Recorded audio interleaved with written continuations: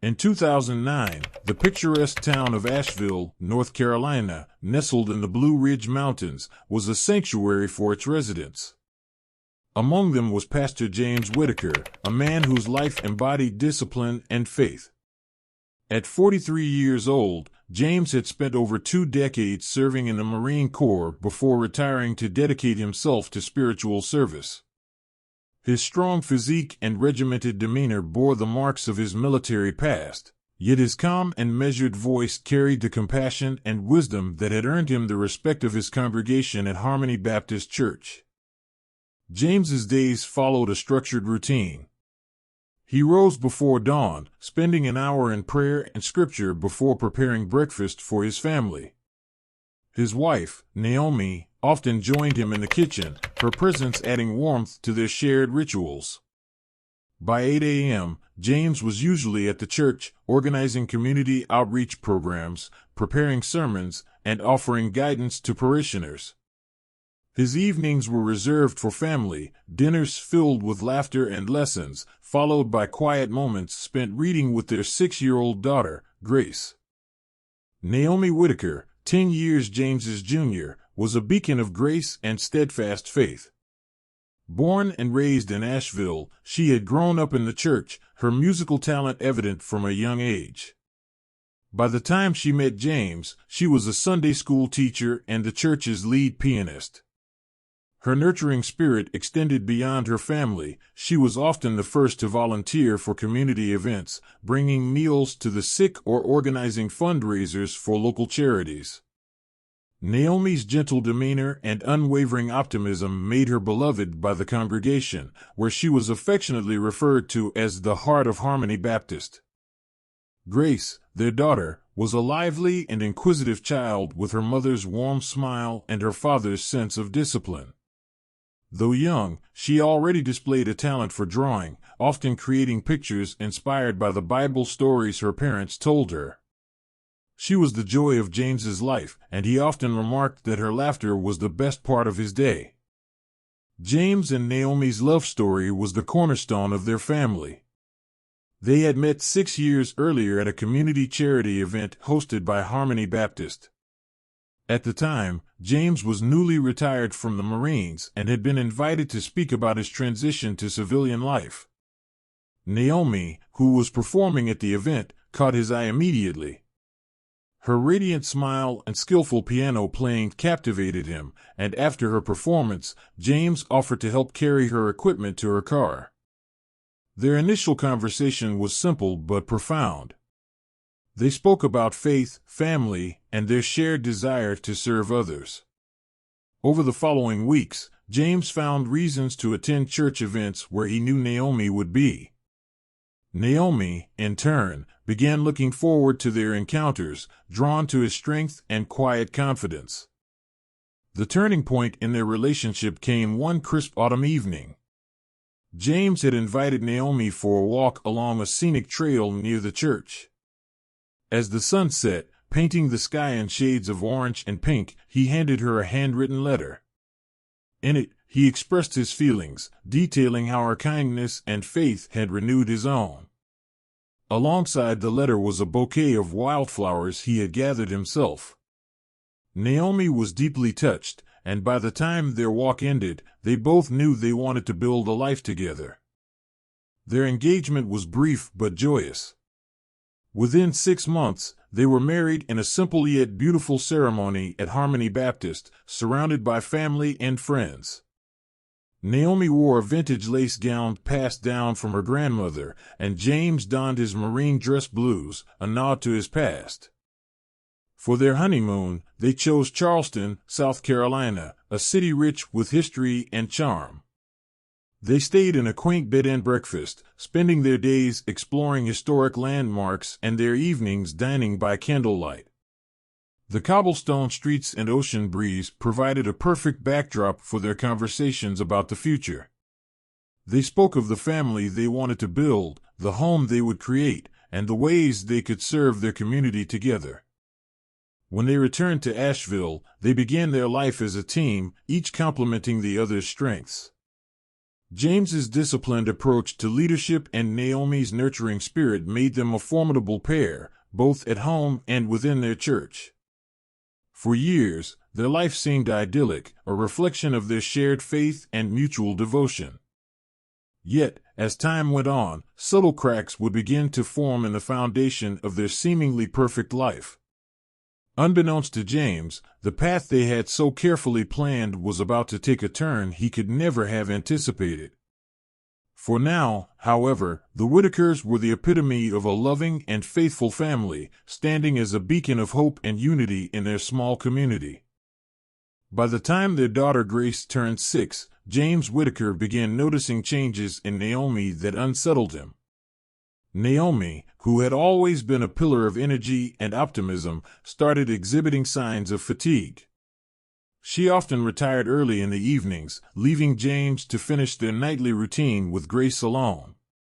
Initially, he attributed this to the natural toll of juggling her many responsibilities at church and home, but as the weeks turned into months, the pattern grew more concerning.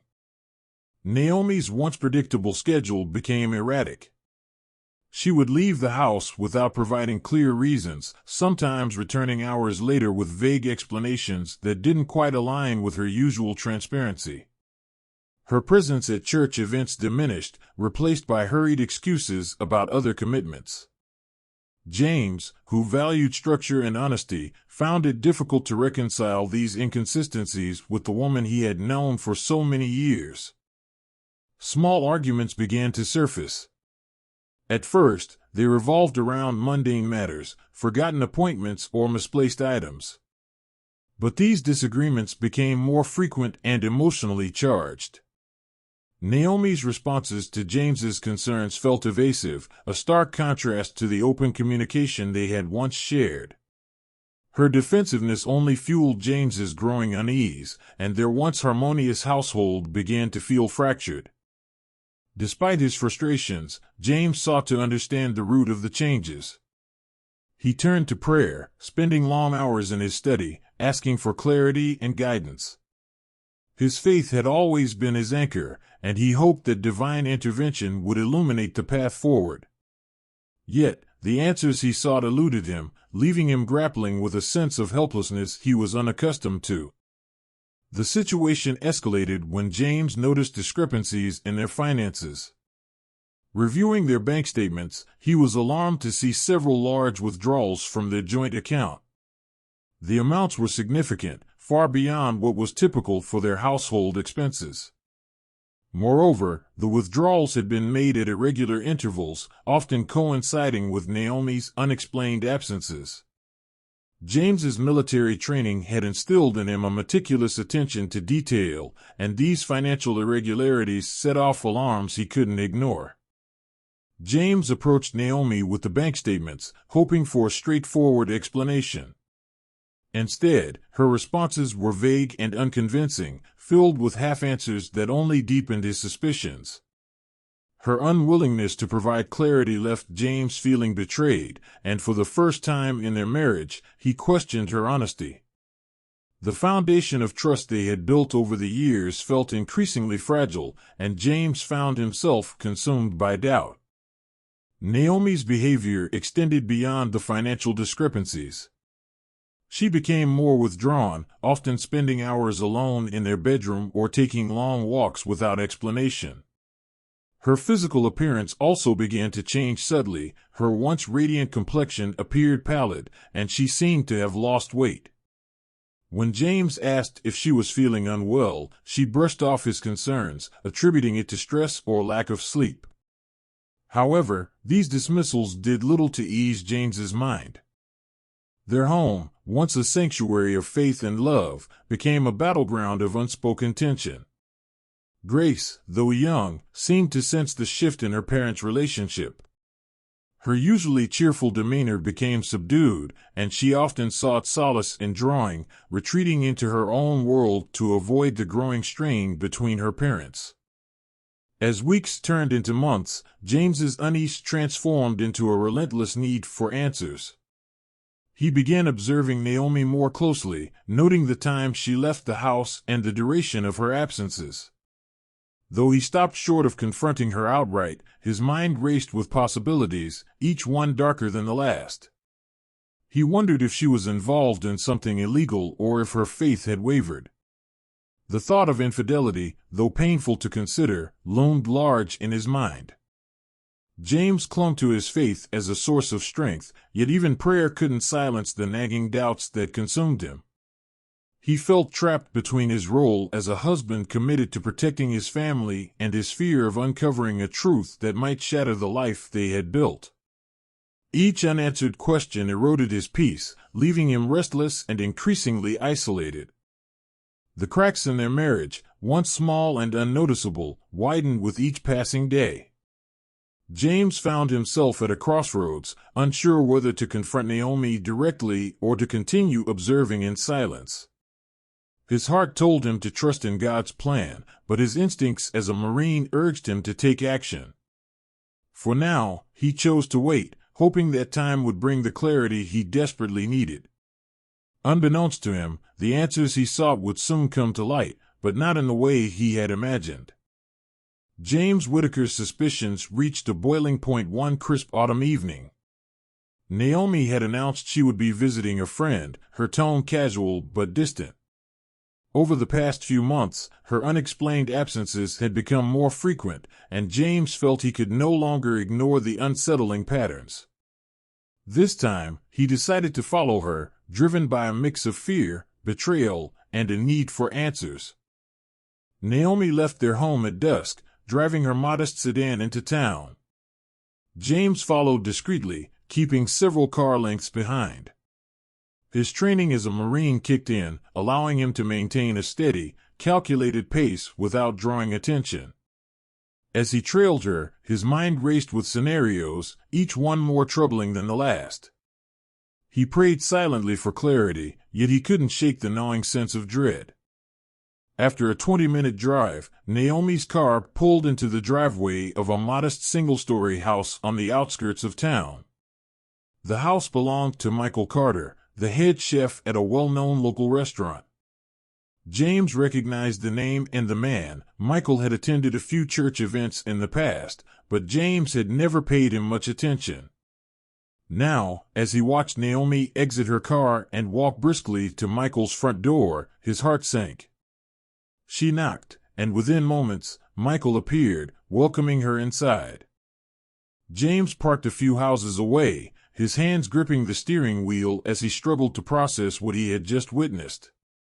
The idea that Naomi might be having an affair struck him like a physical blow. He had always trusted her implicitly, believing their bond was unbreakable.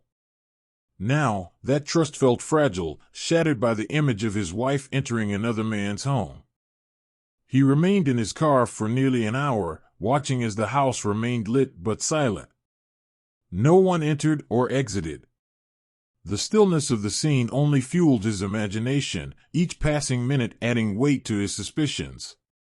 By the time Naomi emerged, her expression unreadable, James felt as though a chasm had opened between them. He followed her home, his mind a storm of emotions, but when they returned, he said nothing. He didn't confront her or question her. Instead, he retreated to his study, seeking solace in prayer and scripture. Over the next few weeks, James's observations confirmed that Naomi's visits to Michael's home were not a one-time occurrence. On multiple occasions, she repeated the same pattern, leaving the house with vague explanations and returning hours later. Each time, James discreetly followed her, witnessing the same sequence of events, Naomi entering Michael's home, staying for hours, and leaving without any obvious signs of distress or urgency. James's internal conflict grew with each visit. On one hand, he was consumed by anger and heartbreak, unable to reconcile Naomi's actions with the woman he had loved for so many years. On the other hand, he clung to his faith, telling himself that God's will would ultimately reveal the truth. He convinced himself to remain patient, to avoid confrontation, and to trust in divine guidance. Despite his attempts at restraint, the situation began to take a toll on James. His sermons, once filled with passion and conviction, became subdued. Members of his congregation noticed the change in his demeanor, though no one dared to question him directly. At home, his interactions with Naomi became strained, marked by an unspoken tension that neither addressed. Naomi, seemingly oblivious to James's surveillance, continued her routine, her behavior unchanged. The lack of answers only deepened James's despair.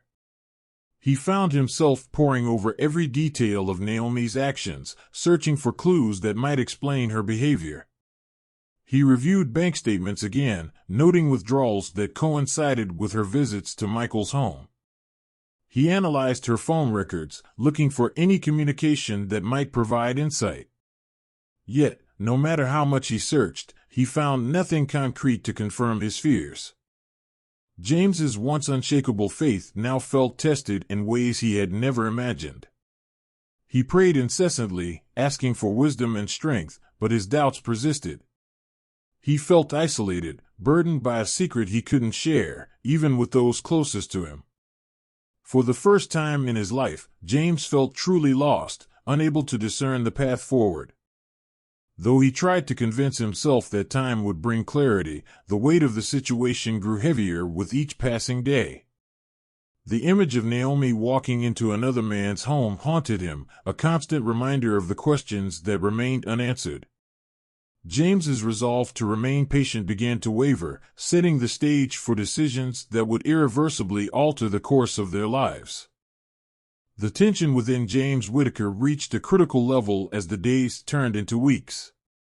His emotions, once tempered by faith and discipline, now festered like an untreated wound. His prayers, once a source of solace and guidance, felt hollow and ineffective. Each unanswered question about Naomi's behavior eroded the foundation of trust and stability he had worked so hard to maintain. James, a man who had faced the chaos of war with unwavering resolve, now found himself consumed by doubt and despair in the sanctity of his own home. One evening, James sat alone in his study, reviewing their bank statements for the third time that week. His eyes scanned the numbers, his frustration mounting with each unexplained withdrawal. The amounts were staggering, far exceeding what Naomi might have spent on casual expenses. The latest transaction, recorded just days earlier, was the largest yet. Its timing coincided with yet another of her visits to Michael Carter's home. This confirmation shattered what remained of James's composure. The anger he had suppressed for weeks boiled over, overtaking his usual calm demeanor. For James, the betrayal felt personal and absolute. His mind, clouded by resentment and heartbreak, could no longer entertain alternative explanations for Naomi's actions.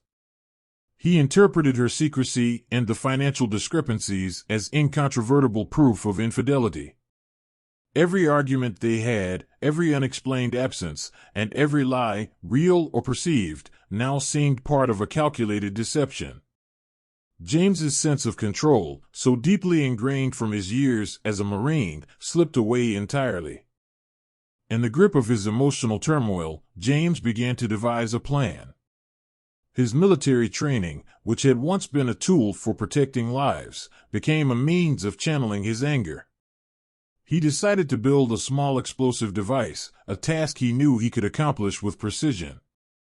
The idea seemed to him both justified and inevitable, a way to restore order to the chaos he believed Naomi had introduced into their lives.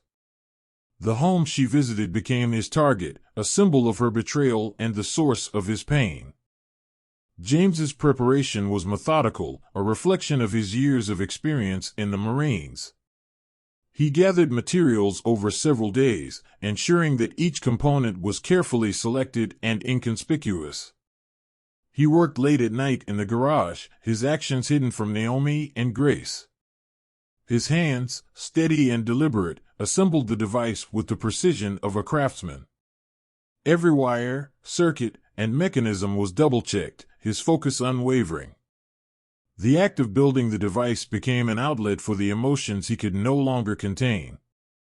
As the device neared completion, James began to plan its deployment. He monitored Naomi's schedule, noting the days and times she typically visited Michael's home. His observations revealed a pattern, and he chose a day he believed would ensure her presence. His goal was to detonate the device shortly after her arrival, an act he saw as both retribution and a way to end the torment he had endured. James's meticulous planning extended to covering his tracks. He ensured that his activities in the garage left no obvious evidence and that his behavior at home remained unchanged. To the outside world, he appeared as the same devoted pastor and family man. He continued delivering sermons, visiting parishioners, and performing his duties at church, though his heart was heavy with the burden of his intentions. As the chosen day approached, James's resolve hardened. He interpreted his actions as a necessary response to what he perceived as a moral failing on Naomi's part. His mind, consumed by righteous indignation, allowed no room for doubt or second thoughts. Each step of his plan felt inevitable, the culmination of weeks of anguish and betrayal. On the morning of the planned detonation, James spent time with Grace, ensuring she was safely at school and unaware of the storm brewing in their lives. He then prepared the device, carefully transporting it to the vicinity of Michael's home. He positioned it discreetly, ensuring that it would not be noticed until it was too late. His actions were calculated and deliberate, driven by a singular focus on his perceived need for justice. As James waited for the moment to act, his mind returned to his faith, though not in the way it once had. He convinced himself that his actions were aligned with God's will, a punishment for the sins he believed Naomi had committed. His prayers were no longer for guidance or forgiveness, but for the strength to carry out his plan. When the time came, James pressed the detonator, unleashing the explosion that would irrevocably change the lives of everyone involved. In that moment, his anger and pain found their outlet, though the consequences of his actions were only beginning to unfold. The day of the explosion began like any other in the quiet suburbs of Asheville, North Carolina. The neighborhood, characterized by its tree-lined streets and modest homes, exuded a sense of calm. By early evening, the fading sunlight cast long shadows, and a gentle breeze rustled the leaves. At first glance, it was an ordinary Tuesday, with families settling in for dinner and children playing in the yards. At approximately 6:47 p.m., Naomi Whitaker arrived at Michael Carter's residence. She parked her car across the street, stepping out with a small bag in hand. Her movements were deliberate but unhurried as she approached the front door. Unbeknownst to her, James's explosive device was hidden near the base of the house, rigged to detonate shortly after her arrival. James, sitting in his own vehicle parked several blocks away, watched from a distance, his heart pounding with a mix of anger and dread. At 6:51 p.m., the explosion erupted, shattering the evening's tranquility. The blast tore through the small house, sending debris flying in all directions. The shockwave was felt for blocks, rattling windows and triggering car alarms. Flames quickly engulfed the structure, their orange glow illuminating the darkening sky. The sound of the explosion echoed through the neighborhood, followed by the wailing of sirens as emergency services rushed to the scene. Naomi was caught just feet from the house when the explosion occurred. The force of the blast threw her backward, but a parked car absorbed much of the impact, shielding her from the worst of the debris. She landed hard on the pavement, her body battered and bleeding, but she was conscious. The bag she had been carrying lay torn beside her, its contents scattered amidst the rubble. Inside the house, Michael Carter and his brother, Daniel, bore the brunt of the explosion. Michael, who had been preparing tea in the kitchen, suffered severe burns and multiple fractures.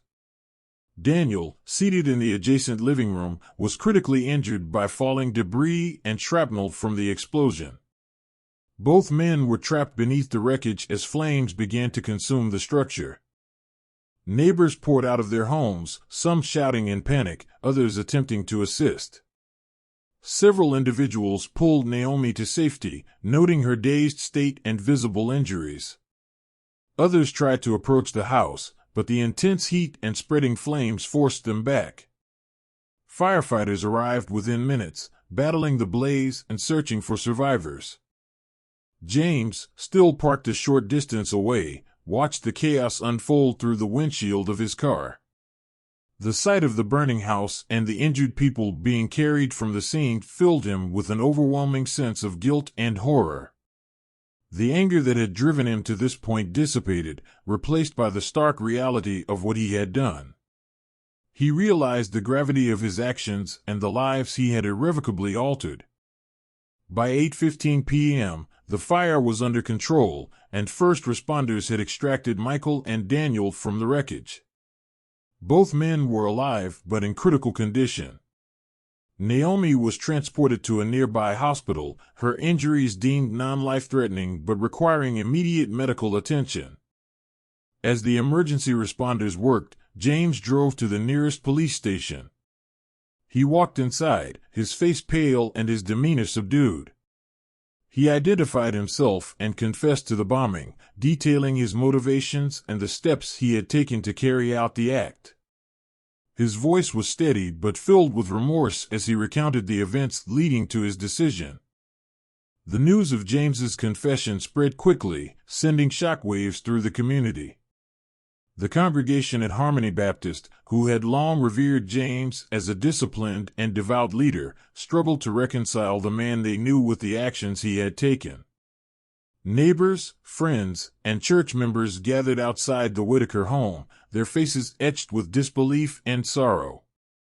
The aftermath of the explosion left a scar on the neighborhood, both physical and emotional. The charred remains of Michael's house served as a grim reminder of the violence that had shattered their peaceful community. For James, the weight of his actions and the lives he had harmed marked the beginning of a new chapter, one defined by repentance and the consequences of his choices. In the aftermath of the explosion and James Whitaker's confession, law enforcement delved deeply into the circumstances surrounding Naomi's visits to Michael Carter's home.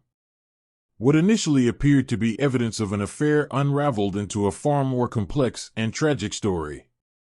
As investigators sifted through Michael's property, they uncovered numerous medical records, herbal remedies, and specialized equipment not commonly found in a residential setting. Inquiries into Michael's background revealed that while he was a celebrated chef, his brother, Daniel Carter, held a less publicized profession. Daniel was a practitioner of Eastern medicine, trained in acupuncture and herbal therapy.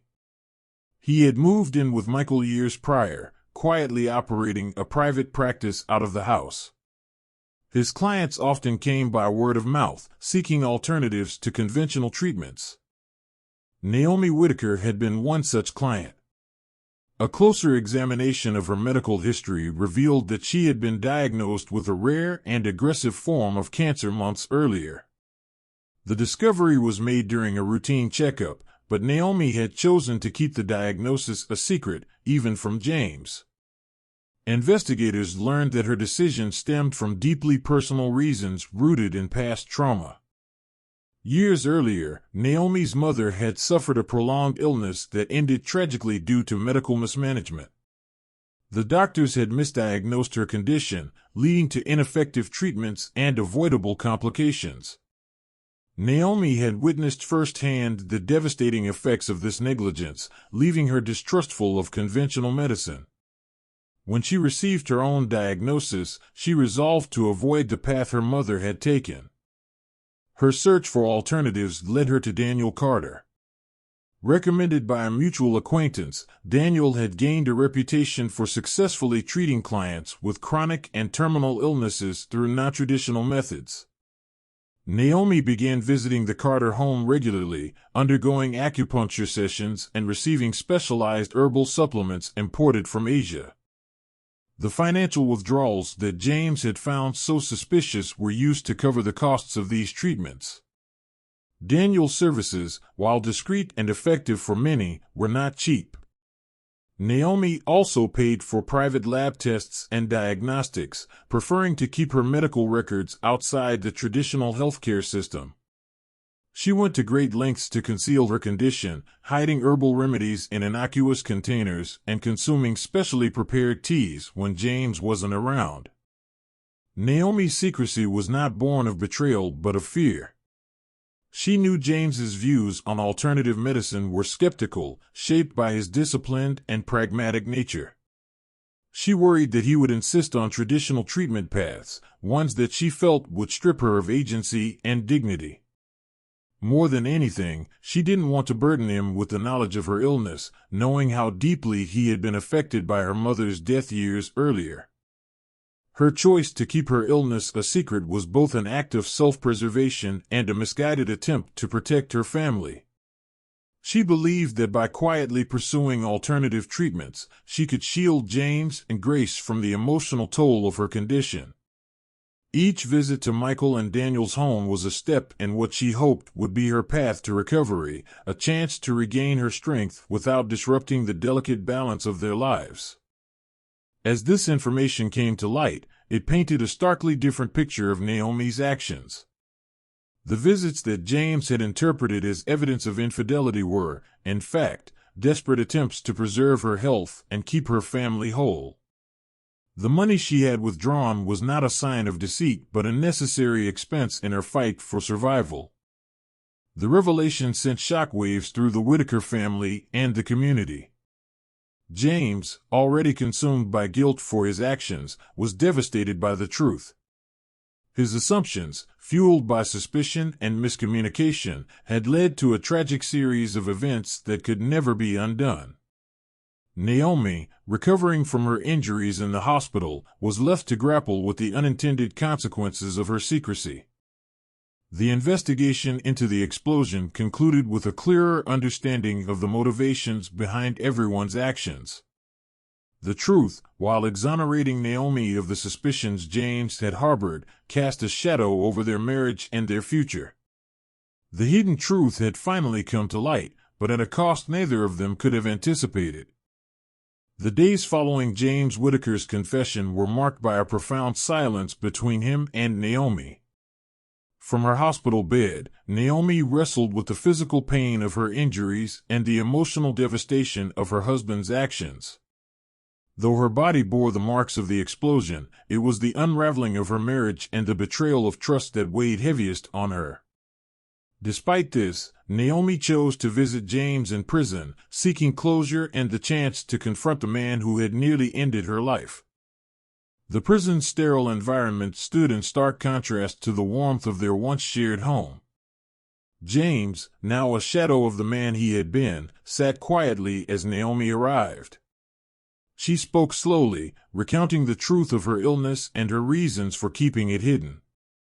Her words were measured but filled with emotion as she explained her fears, her mistrust of conventional medicine, and her belief that secrecy was the best way to protect their family. She acknowledged her role in the breakdown of their communication, though it didn't absolve James of his actions.